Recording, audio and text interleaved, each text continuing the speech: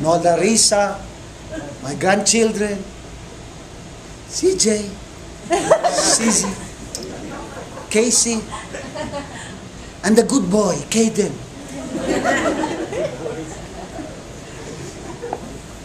Jonathan and Joanne, my daughter. So praise the Lord. But I always remind also Marlene, even if without her, it's not about her, it's not about me, it's not about anything. It's God's calling in my life. It's God's purpose. The reason why I'm still alive, because God has a purpose.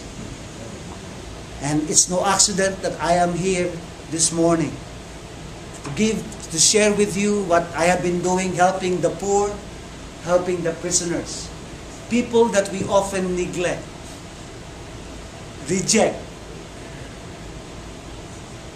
But it is through the Holy Spirit that makes all things possible. Even loving our enemies. Even loving the criminals. We cannot do that by ourselves.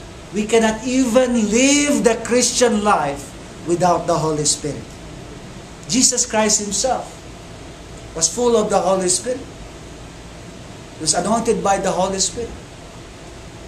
He was able to do the things because He's God-man and He was full of the Holy Spirit. He was able to listen to His Father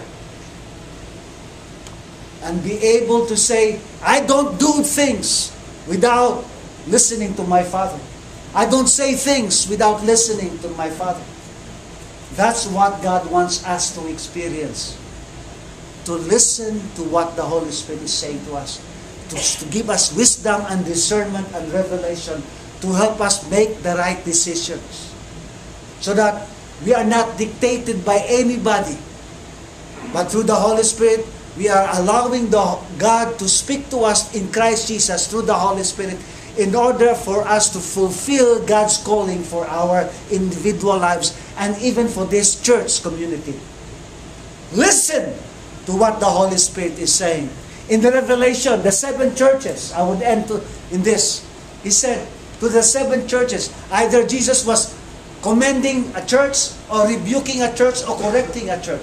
At the end of His message, if you have ears to hear, listen to what the Holy Spirit is saying to you. Listen!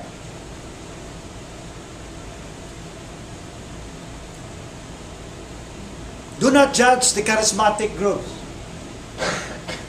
Because we can be so true in our doctrine and we neglect to listen to the Holy Spirit. Understand, yes, they can be emotional. But what is the truth is that the power, the presence of the Holy Spirit is vital to our Christian growth. John Piper, who came here, and I was so happy that Bonbon's husband, that's his uncle, John Piper. He's my favorite, one of my favorite authors, John Piper. He practices all the gifts. He's a friend of a friend that comes to us regularly in our church. And he listens to the Holy Spirit. But he understands different denominations. He works with all denominations. Like Francis Chan. You know Francis Chan, if you listen to him? One time I went to another church and the pastor said, I thought you were Francis Chan. Yeah, you look like him. Yeah. But somebody said, Daniel, you look like Pastor Dan, you look like Montel Williams.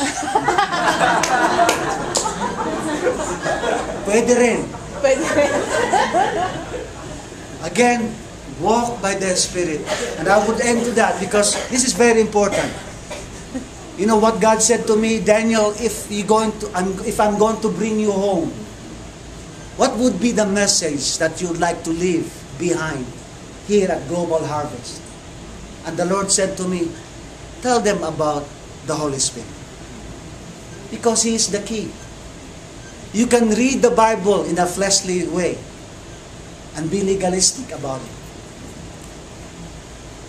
And you can read it by the Holy Spirit and become emotional about it.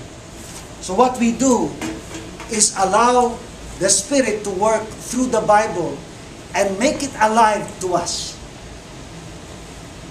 Respect the third person of the Trinity. Allow the Scriptures to be alive through the Holy Spirit. Not just your mere mind. Because even our mind is broken. That's why we have so many denominations. But a man who is filled by the Spirit knows how to work with other denominations, know how to adjust, knowing that we have our own levels of maturity. That's why I work with different denominations. We have to be very careful. Because it is God that we should honor, not our denomination. It's Jesus alone. Jesus alone. Christ in you, the hope of glory. That has been real in my life, not because of my own commitment, my own loyalty or faithfulness. I don't have those, but only through the Holy Spirit. Allow me to read that again before I lead in closing prayer.